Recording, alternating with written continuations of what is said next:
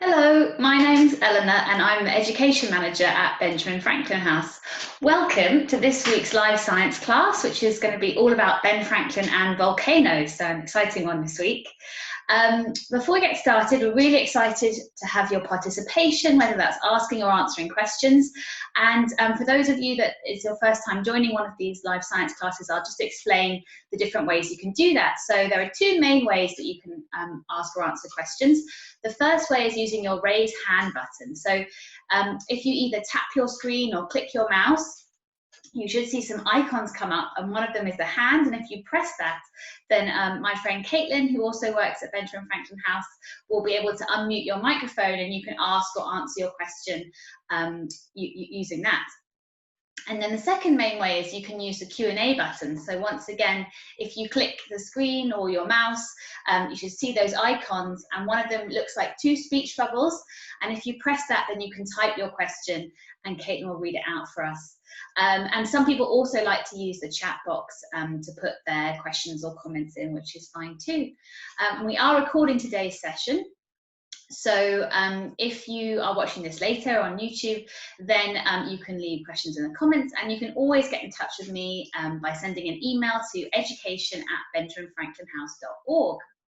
So before we get on to really delving into volcanoes and Ben Franklin's connection with them, I've got some exciting news to share with everyone, which is that Benjamin Franklin House is actually going to be reopening from Fridays to Sundays from this Friday, 10th of July. So we're really excited to announce that.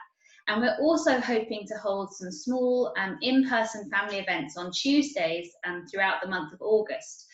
So we'll carry on doing some virtual activities and resources, but we're also going to try and do some events in person too. So we'll stay tuned for more news on that.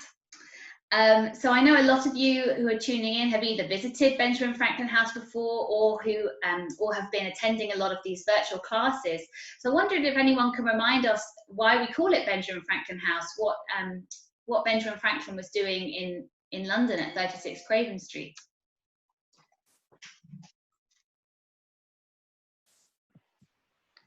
Didn't he conducted experiments there, and he also taught an anatomy school. What was that second one, sorry? I think he taught anatomy school. Oh, very good memory. Thank you so much. So you're quite right, he did experiments. Now, the anatomy school did happen at 36 Craven Street. So this is where scientists were trying to understand the human and animal bodies. But that was actually a different scientist called Dr. William Houston. But you're quite right, that happened at Craven Street while Benjamin Franklin was there. And so he did do science in London, but his main reason for coming to live in London was really political. So he was representing America in England. Thanks so much for your answer.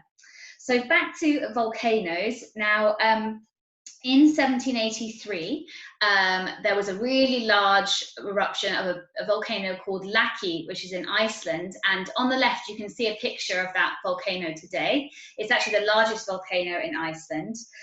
So we're going to find out a bit more about what Benjamin Franklin wrote about the eruption and what effects he thought it had. So in 1783, that was after he was living at Craven Street in London. So he was in London from 1757 to 1775, and then he went back to America for a while. But quite soon after that, he went to France, and we can see a picture of him in France on the left of the screen. Does anyone know what he was doing in France? So he'd been in England for a long time at Craven Street, and then later he went to France. So does anyone know what he was doing there, I wonder? We have a raised hands from Jessica. Hi, Jessica. I believe it was so he could do science, I believe. Thanks, Jessica. So similar to the other answer, he did carry on doing science in France, and in fact that was what he was most known for there. But his main reason for going was political. So in that illustration on the left of the screen, this is from the collection at the Library of Congress, which is in Washington, DC. So that's Franklin at the French court. And actually sitting on the sofa on the right, that's Louis XVI and Marie Antoinette, the last king and queen of France. So Franklin is the man in the brown suit in the middle of the picture, and you can see he's really the center of attention, and that was really because of his science, because he was really well known for his experiments, particularly to do with electricity, which we've talked a lot about in these classes, and we had our lesson about the lightning rod. Can anyone remind us what discoveries Ben Franklin made about electricity?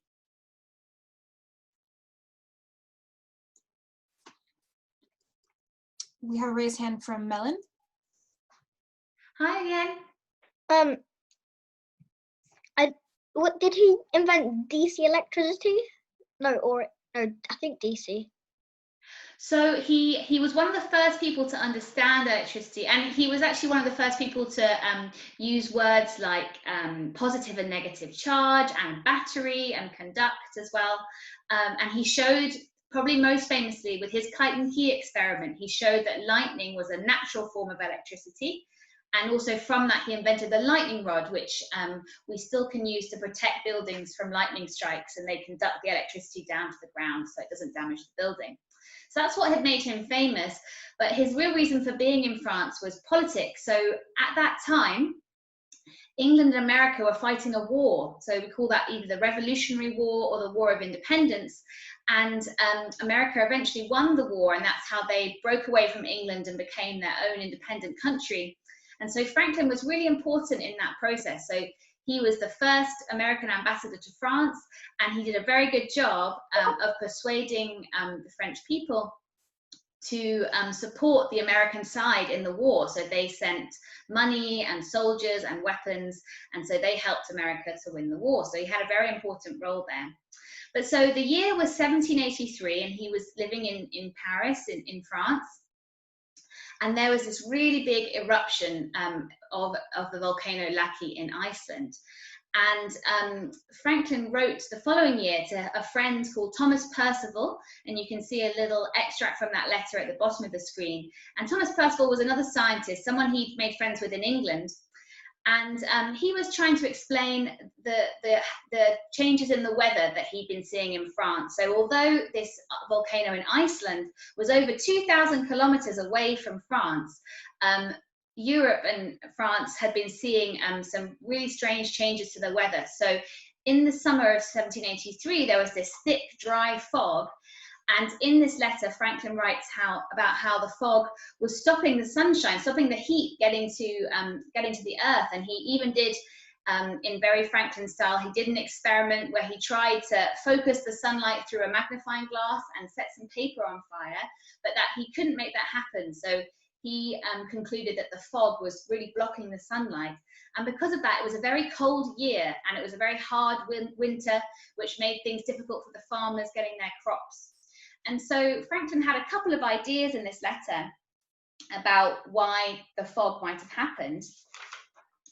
And he wrote these in the letter. And so one of those was he thought maybe it was something to do with meteors in space. But the second reason, which is more likely maybe, was that he thought there had been a big eruption in Iceland, and that smoke caused by the eruption was what was causing the fog. And a few other scientists at the time wrote about this too, but Benjamin Franklin really tried to draw some big connections between volcanoes and weather. So he said, if this is the case, then maybe every time there's been a really cold winter, we might be able to connect that to an eruption, and then that would help us because we could prepare. If we know there's been an eruption, we could prepare for those cold winters, and then farmers wouldn't maybe have so much trouble, and they would have had reserves when they can't get so many crops when it's been a very cold year. So Benjamin Franklin was one of the first scientists to make a connection between volcanic eruptions and the climate, the weather. But let's look more closely now at what scientists know about volcanoes today and how eruptions happen. So you might have learned a bit about volcanoes already. So I wonder if anyone thinks they could tell me a bit about them, how they happen, how they would describe a volcano. So we have a raised hand from Jessica. Hi again, Jessica. Hi, and by the way, my name's Enid. Enid, I'm sorry, we've been calling you Jessica all this time. Hi, Enid. Hi. And you know that the inside of did you know that the lava is actually called magma when it's inside of the volcano? You're quite right. So, yeah, exactly. And do you know what magma or lava is? So you're right, it's magma inside the volcano and then lava when it comes outside it. Do you know what it's made from? Melted rock. Yeah, exactly. It's melted rock. Thanks so much, Enid. Right, so let's find out a bit more about how volcanoes and eruptions happen. So about 60% of volcanoes on Earth, they happen at boundaries between tectonic plates, which are kind of underneath the Earth. And on the left of the screen now, you can see a map which shows where these boundaries are. And hopefully you can see in the middle of that map, there's a big kind of ring. And this is around the Pacific Ocean. And we call that ring the Ring of Fire because there's lots of volcanoes along that boundary. So what happens, and in the other diagram we can see more clearly on the right of the screen, we can see more clearly what happens. So when those tectonic plates move against each other, that's what causes a lot of eruptions, a lot of volcanoes. So the plates move against each other, and this normally causes an earthquake, so when the ground shakes, and then that in turn will cause some fissures or some kind of cracks, some holes in the Earth's crust. And then so through those fissures, the magma, which Enid was explaining, which she quite rightly said is melted, really, really hot rock. But through those thin fissures, it can press up. And because it's pressing through a small area, so these fissures, it builds up lots of pressure. And then that means that it causes a really violent explosion at the top. So just like Enid explained, it's called magma when it's inside the Earth, inside the volcano. And when it comes out of the surface of the Earth, we start calling it lava. And then as it runs over the Earth, it solidifies, and then it turns. And so we've talked about states of matter in a few of our classes. Does anyone think they can explain what it means when the lava solidifies? How does it change? We have a raised hand from Melon. The magma will solidify and become rock. Brilliant, thank you. So it goes from being liquid to turning into solid, to rock. Really well explained, thank you.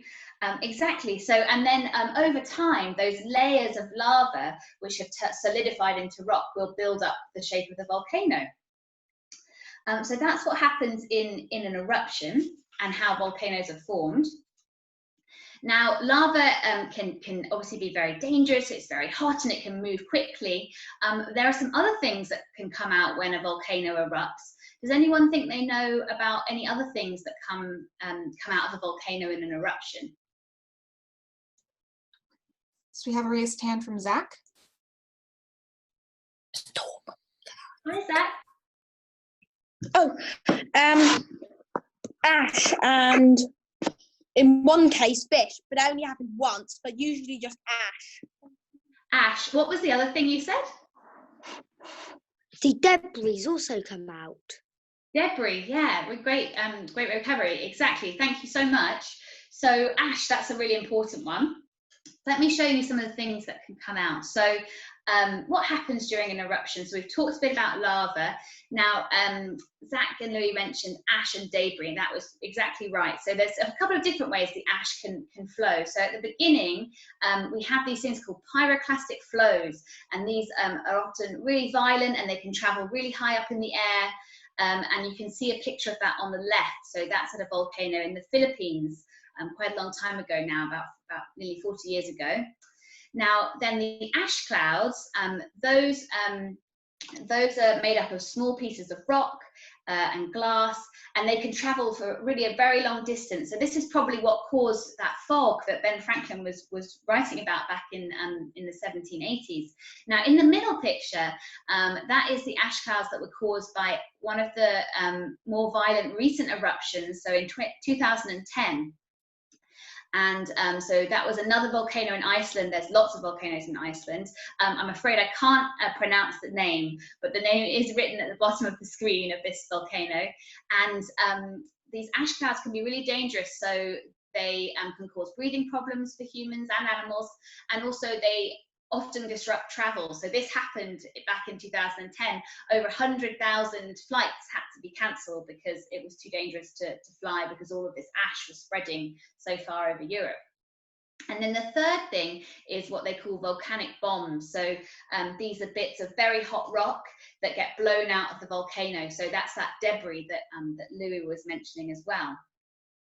But if we go back to lava and the fact that when it comes out of the volcano, it solidifies and turns back into rock, we talk about three main different types of rock. And I wonder if anyone knows the name for the type of rock that gets caused by lava solidifying. So it's one of the three main types.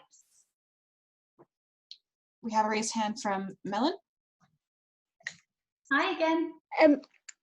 Is it igneous? Yes, very well done. Yes. Good memory for the science vocabulary. So you're quite right, igneous. So let's look at those three main different types of rock. So just like Melon was explaining, we have those three different types of rock, and igneous is what lava turns into when it solidifies. So there's an example of igneous rock at the top. So some rocks you might have heard of that are igneous are basalt and granite, and they're normally very hard. And there's actually two different types that can form. So the lava that solidifies on the Earth's surface, it cools very quickly, and so it's normally quite fine grains and doesn't have really crystals in it. But also there can be magma which solidifies inside the Earth, and then it gets solid more slowly. So normally the grains will be coarser of the rock as well. So the other two main types of rock are sedimentary and metamorphic. I wonder if anyone knows anything about how those types of rock are formed. So we've talked about igneous and how they come from volcanoes. Does anyone know about the other two and how they get formed? We have a raised hand from Zach. Hi, Zach and Louis. Metamorphic is when the magma cools slowly, and sedimentary is from compressing underground. Thank you. So I'll start with sedimentary. You're right, it's to do with compressing. So sedimentary rock gets formed over millions and millions of years of sediment, so tiny particles and little bits of animal skeletons that get pressed together over time. And that's why you can see the lines in the layers. And some examples of sedimentary, sorry? Oh, nothing. That's all right. Some examples are chalk and coal and sandstone, and often they get formed at the bottom of seas and rivers as well. And then metamorphic, that's to do with when different types of rocks, so sedimentary or igneous, they get changed because of pressure or heat. And some examples of that would be slate and marble. So metamorphic rocks are really strong, but they can get damaged by acids. So, for example, acid rain can cause problems for them. Okay, fantastic. So we've looked at the different rock types, and in a moment I'm going to be showing you how you can make your own model of an erupting volcano at home. But before we do that, I just wanted to show you a quick clip of a volcanic eruption. So this is taken by NASA. It's actually taken from space. So it's not very long clip, so I might play it twice, but it's quite dramatic. And we really see that pyroclastic flow that we were talking about earlier.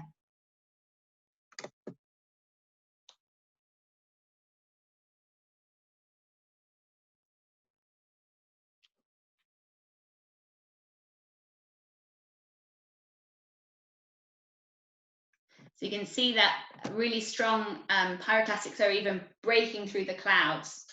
And this was a volcano on some islands off the north of Japan in 2012, I think it was. No, 2009. I'll just play it one more time because it's so quick.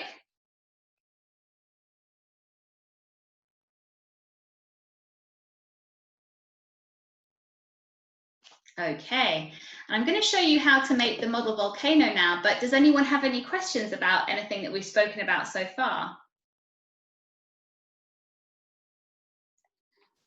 We have a raised hand from Enid.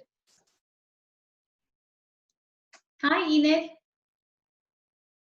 Hi, I've made one of these before, and I was wondering, is this one, what does this, how do you really make this one? What will you need?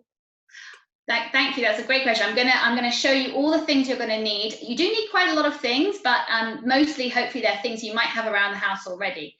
So you might want to take maybe some notes while you're watching, just because there are quite a lot of things to remember and a few steps. But also, as I said, we're recording this video, so we'll put it on the website by the end of the day. And I might even do a little shorter clip which just shows the demonstration. So if you need to rewatch it. We also have a question from Zach and Louis. So Yeah, brilliant. Hi, Zach and Louis. Are fossils types of rock? So that's a great question. So fossils are, they're normally bones, but they become fossilized. So they're found in rocks, and normally you find them in sedimentary rocks. So what will happen is an animal or a dinosaur even might have died, and then maybe it's on the ground, and then the sediments build up on top of it, and then it gets trapped inside the rock, and that's actually the pressure of the rock is what helps to fossilize it. Really great question, thanks, Louis. Right, okay, so let me show you what you're going to need. So here's my one I prepared earlier, which I'm going to be using to demonstrate the eruption in a bit. So this is what it's going to look like, but I'll show you everything you need to get to this stage. Sorry to interrupt. We also have a, oh, not anymore. I think, Melon, if you want to raise your hand again, there you go.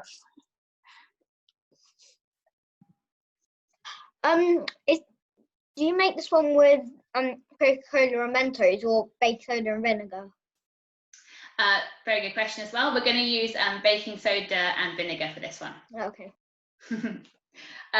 Great. So you need a small water bottle. So it's quite a small size. And then you're going to need some paper. If you want your volcano to be a bit stronger and to survive a few eruptions, it would be better to use card, or you can even do paper mache, but that takes quite a long time. So this is a quick and easy version of the model volcano. So just using paper, but you can use card or even paper mache. Then you're going to need some scissors, some tape, pencil, a paintbrush and some paints. That's if you want to decorate your volcano. You could just have it as the paper. And then you're going to need some vinegar, like we were just hearing, vinegar and bicarbonate of soda or baking soda, some washing up liquid, and then optionally you can add some food coloring. So ideally it would be red. This is to make the lava the right color. I couldn't find any red, so I've got pink, but it's the right area of colors. But don't worry, the eruption will still work. It just helps the lava to look a bit more like lava. And then to measure things, you're going to need a cup, a small bowl, and a tablespoon. Okay, so quite a lot of things, and on our website, on the events for Ben Franklin and Volcanoes, we do have a list of all these things, so don't worry if you didn't get them all down. So the first thing you're going to need to do, myself some space, is take your paper and bottle and pencil, and you're going to put the bottle upside down in the middle of the paper and draw around the hole at the top of the bottle. And you may have everything ready, and you may be doing this along with me, but also you can always do it at the end of the class as well. So I've got my circle drawn in the middle, and I'm going to cut into the paper and cut out the circles. So I just cut up into the middle, and then I'm going to cut round the circle.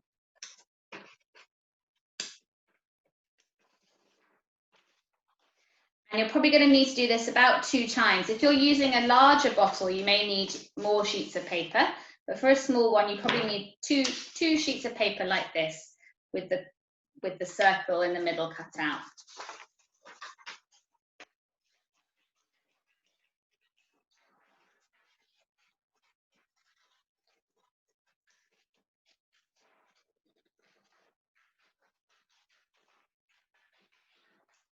Okay. So now we're going to start to attach this to the bottle. So you put the top of the bottle through the hole that you cut, and you use your tape to start to wrap the paper around the bottle and fix it there.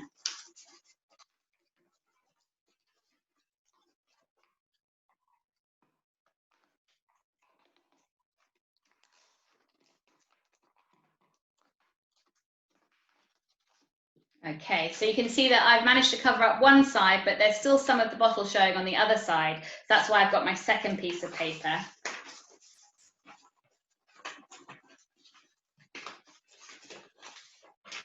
So now I'm starting to attach that one too.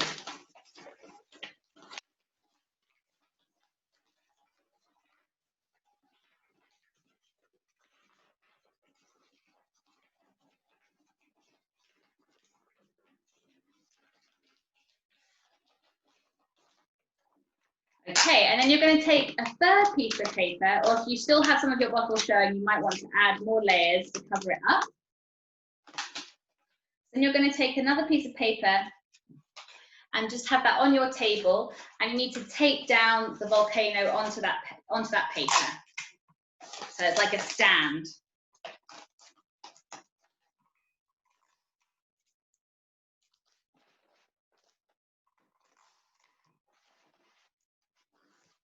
Iram asks, what do you do if you don't have a water bottle?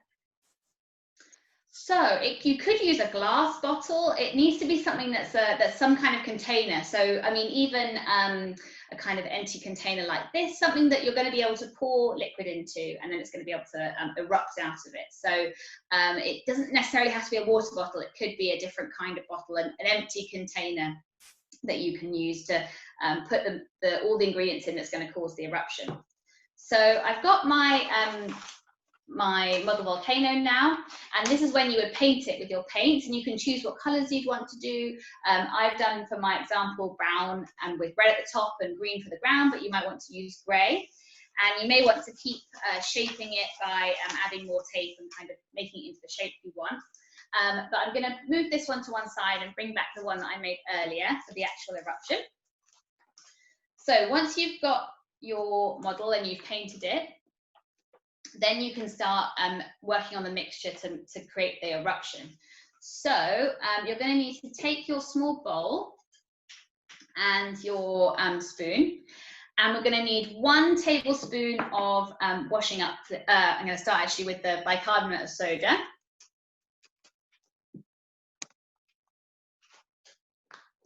So 1 tablespoon of bicarbonate of soda. I'm going to put it into my bowl. And then 1 tablespoon of the washing up liquid.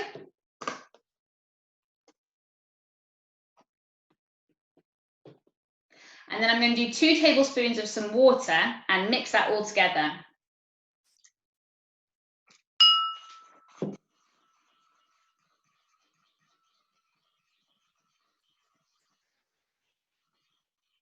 Okay, so I've got a nice liquid in there, and I'm going to pour that inside my bottle. So try not to spill too much of it over my volcano at this point. I'm going to pour it into the bottle that's inside the volcano.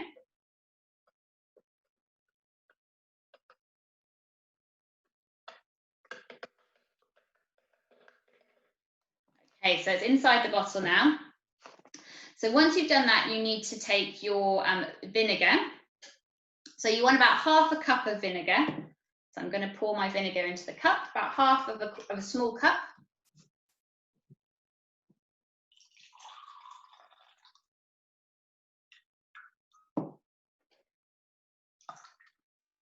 And if you're using food coloring, this is when you'd mix the food coloring. So I'm going to add a tablespoon of the food coloring into the vinegar.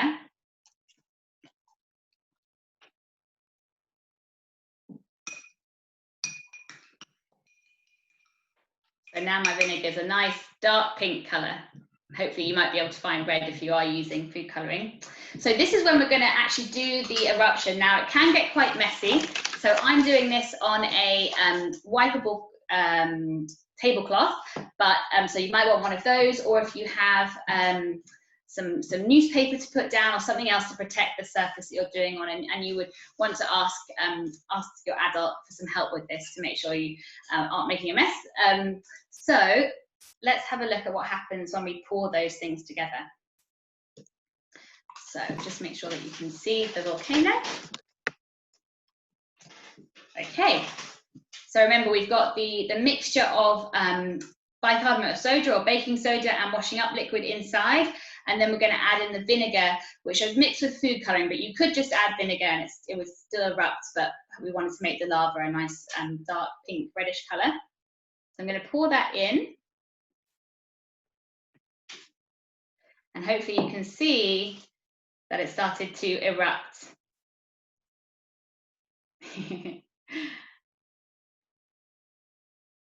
Okay, fantastic. Thank you so much again to everyone for joining us. Does anyone have any questions before we end the class? Yep, Melon has a raised hand. I mean, it's not really a question. I just really want to say thank you. Oh, that's so kind of you. I've Well, enjoyed thank you. learning about it.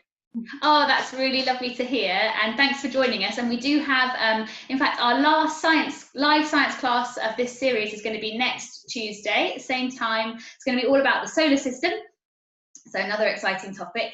And as I said, though, we're going to have some other activities in August, but not necessarily always science. It'll be a range of things. So thanks so much again to everyone for joining, and we hope you'll be able to visit us or join us next Tuesday for Ben Franklin and the solar system. Thanks again, everyone. Bye.